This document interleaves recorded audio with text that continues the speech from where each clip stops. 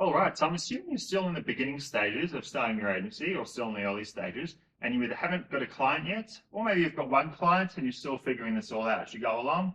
So I want to go over what we're asking for in return when pitching the clients.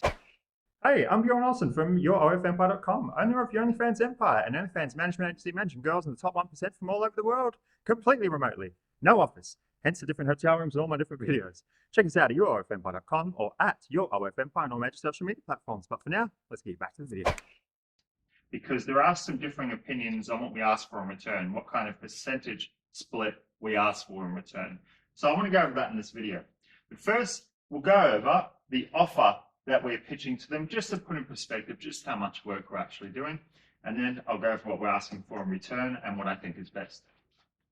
So the offer, we are offering to promote and grow their OnlyFans account. So using all different platforms, predominantly TikTok, Reddit, all different dating apps, or all of the main dating apps, Tinder, Bumble, Hinge, some others maybe, but those are the main ones.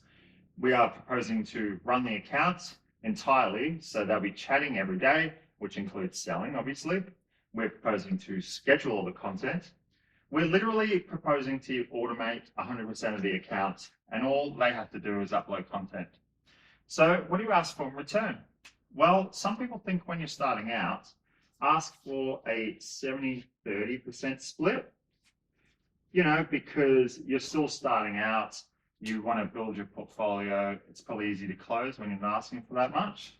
I reckon 50-50 is the way to go. Ignore this. That was from a different take. And then I realized I should record this again. And I couldn't be bothered rewriting out everything. So just ignore that right there. So I propose 50-50 split. This is when you're still starting out. Obviously it's a little crooked. Anyway, obviously when you're down the line and you've got all these models working for you and you're pitching big high ticket clients, one's already making 10 to 20, 30,000 a month.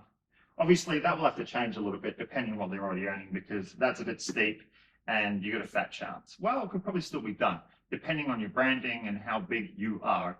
But we'll worry about that later on. For now, we're going to assume that the clients you're pitching are still relatively new, especially if you've been using the method that I suggested, which is going on onlyfinder.com, filtering by new.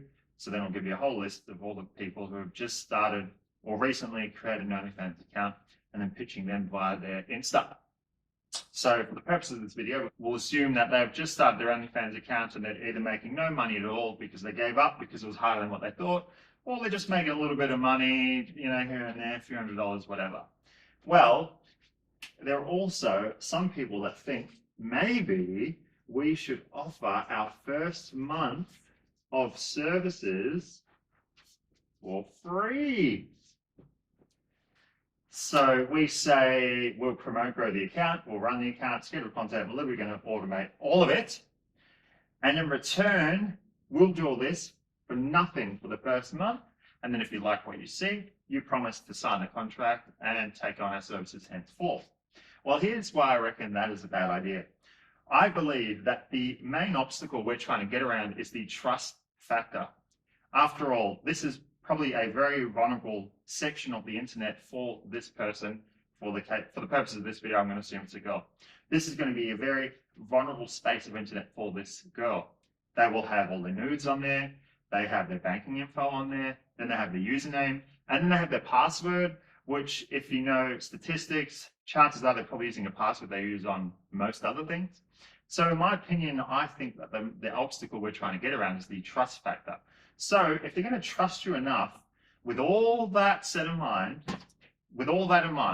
if they're going to trust you enough to run your account for the first month, then in my opinion, you've already overcome the hardest obstacle. And also, here is why else I think that's a bad idea.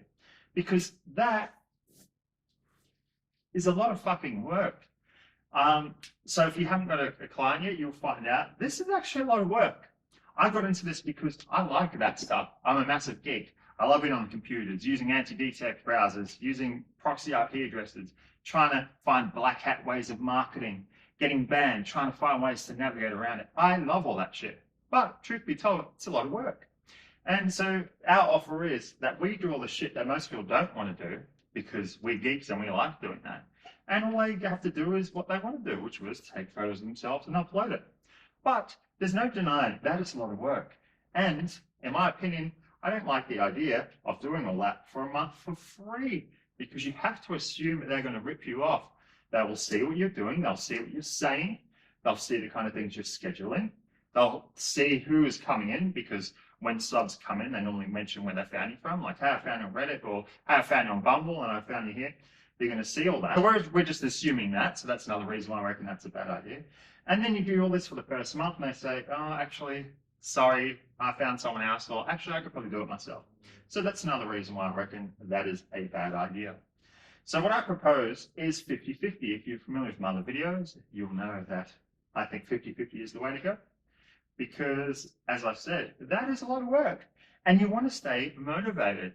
So if you are doing all this and you're still new to this and you're finding out, oh, as you go along, like, actually, this is pretty difficult, you know, like multiple Reddit accounts, they're getting banned and you're going to create new accounts. You have to figure out how to use these anti-geek tech web browsers, different IP addresses, because you'll figure out that when Reddit ban your account, or in most cases, they ban the IP address. So you have to totally switch and make it look like you're logging in from a new location or a new laptop. So you find out that's a lot of work. How motivated do you think you're going to be when you find out how much work is involved, knowing that the client has already signed a contract saying that you only get 30% of the net revenue each month? Now, that is not taking into consideration all the financial overheads that you're going to incur as you grow. So as you grow, you'll probably start wanting to use software to help you out. As I said earlier, the anti-geek tech web browsers, well, they're not cheap. Especially when you start recruiting VAs, they're going to all need their different logins. And the more team members you have, the more expensive the package is for the anti-geek tech web browser. Then you're probably going to start using some software that helps you on OnlyFans. So there's a lot of browser extensions out there that help identify and let you know how much a sub has spent. Also next to it, how much a sub has spent with the accounts already. It will let you know their purchasing habits and the price they're most likely to purchase a piece of content for based on their previous purchasing habits. It'll also allow you to send mass messages to different groups at the same time based on their purchasing habits as well. So that software is also not cheap. Then, assuming you get VAs, they also have a wage too. And then you have other things. So running dating app accounts on different phones. You have SIM cards, you have phone bills. So that it starts to add up. A lot of the costs will be eaten up as you grow, because a lot of these costs, for example, the anti-geek tech web browsers, that can apply for all the accounts you're doing. You can just use the same package, whatever. But still, it starts to add up. So you get all the effort you're putting in, then you've got the costs, and you've just signed a contract saying you only get 30% each month. And if you're any good at your job, if you're any good or you're willing to learn, and as you get good, you're going to grow the account into the stratosphere, well, you've just locked yourself in for 30%. So have fun with that. So that is another reason why I reckon 50-50 is the way to go.